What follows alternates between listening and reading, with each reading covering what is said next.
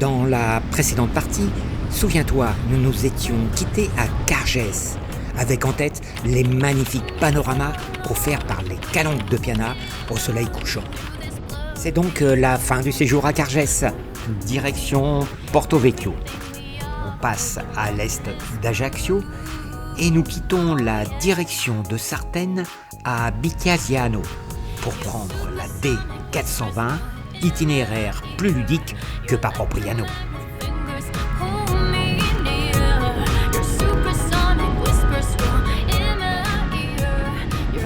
Et quand je dis plus ludique, oh que oui, l'état de la chaussée est parfait. Il y a très peu de circulation, les courbes s'enchaînent les unes derrière les autres, de quoi se faire plaisir et de profiter des panoramas qu'offre l'Alta Rocca.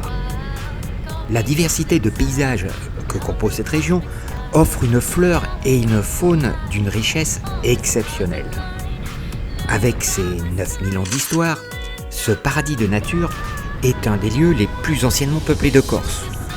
Nommée la terre des seigneurs au Moyen-Âge, la région a été marquée par un passé tragique, fait de vendetta entre familles corses et de résistance contre la puissance génoise.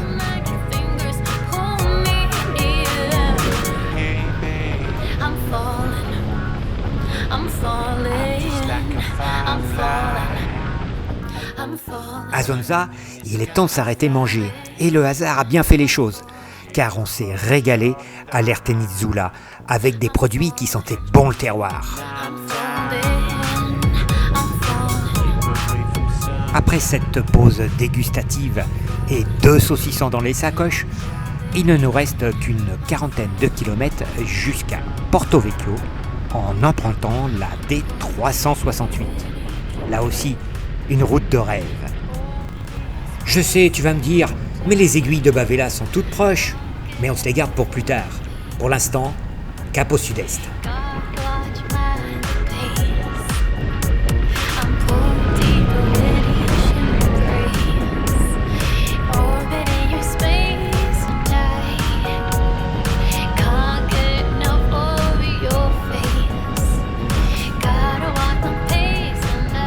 Niché au cœur de sa forêt de pins lariccio et de hêtres, le lac d'Ospedal dessine un décor enchanteur.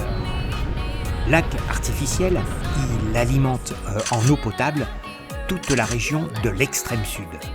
À peine quelques kilomètres plus loin, un splendide panorama s'offre à nous.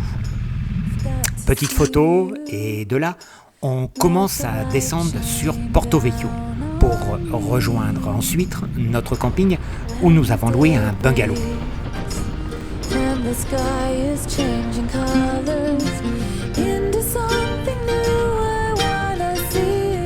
Ce qui est bien en septembre, c'est qu'il n'y a pas foule. Bon, ok, la nuit tombe de bonne heure. En tout cas, nous, on s'installe et on part découvrir l'environnement du camping.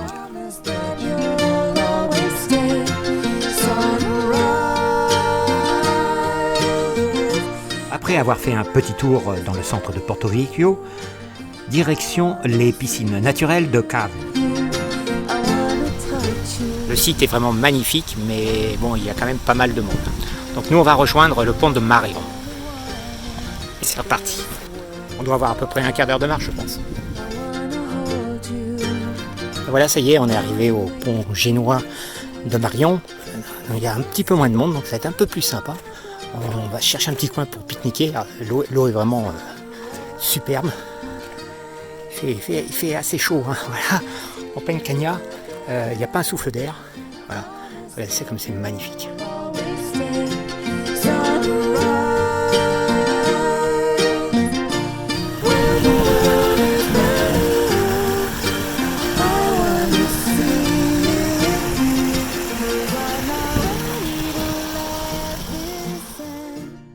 Aujourd'hui, c'est Boniface. Ah là, je vous l'ai dit façon corse. Enfin, en tout cas, j'ai essayé. Et je m'excuse par avance sur la prononciation façon continentale des différentes villes, villages visités et cités précédemment. Lors de nos différents séjours en Corse, nous n'avions jamais encore osé nous attaquer à l'escalier du roi d'Aragon, dont la légende voudrait qu'il ait été creusé directement dans la roche en une seule nuit par les troupes du roi d'Aragon en 1420. 187 marches à descendre et 187 marches à gravir.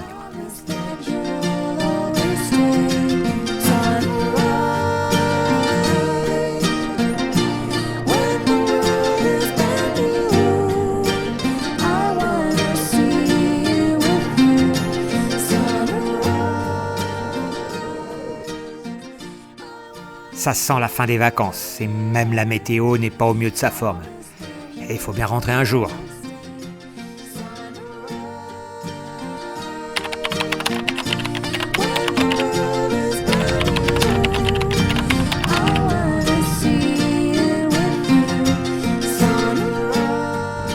Nous prenons le ferry ce soir à Bastia.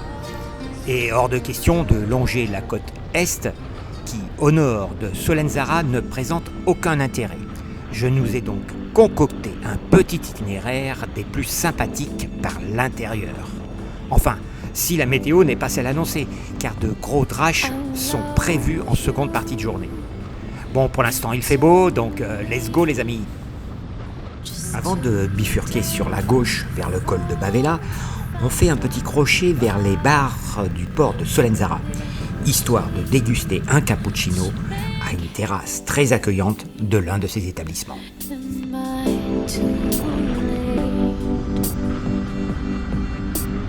Nous voilà maintenant sur la D268, direction les aiguilles de Bavela qui dominent le col du même nom, culminant à 1218 mètres d'altitude et qui relie l'Alta Rocca à la côte est de la Corse.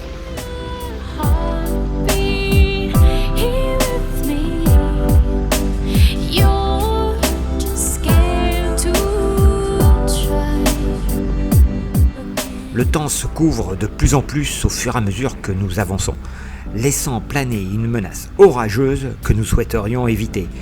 On a déjà donné dans le passé, et je me souviens bien il y a quelques années avoir embarqué dans un ferry trempé jusqu'aux os. Bon, mais au sommet, il y a vraiment beaucoup de monde. Beaucoup trop pour nous. 2-3 petites photos et on taille out.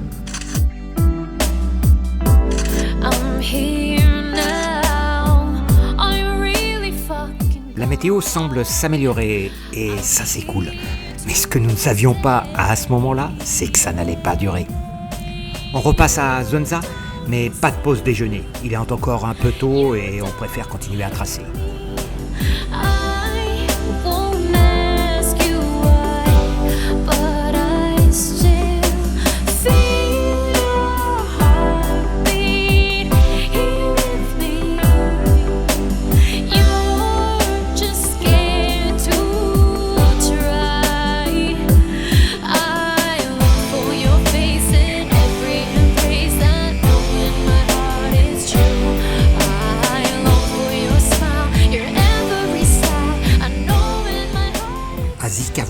On s'arrête déjeuner au Pacifique Sud et le ragoût de sanglier à prix tout doux est excellent.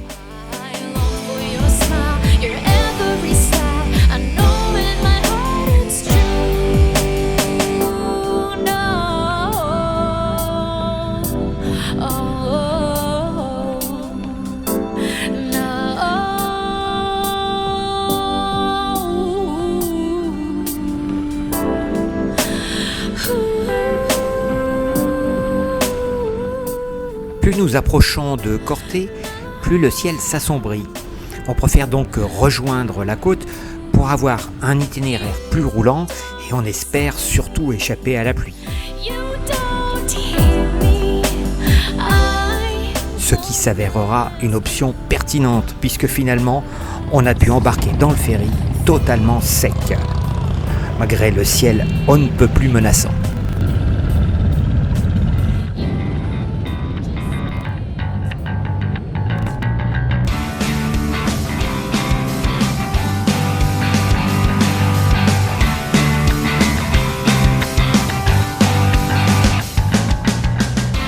Il nous reste à arrimer les motos dans les cales du ferry avec l'aide des gars de Corsica Linea et de passer une bonne nuit. Par contre, Au réveil, on a eu la surprise de nous retrouver nez à nez avec des membres cagoulés du GIGN armés jusqu'aux dents et héliportés en pleine nuit suite à une menace terroriste, heureusement sans fondement.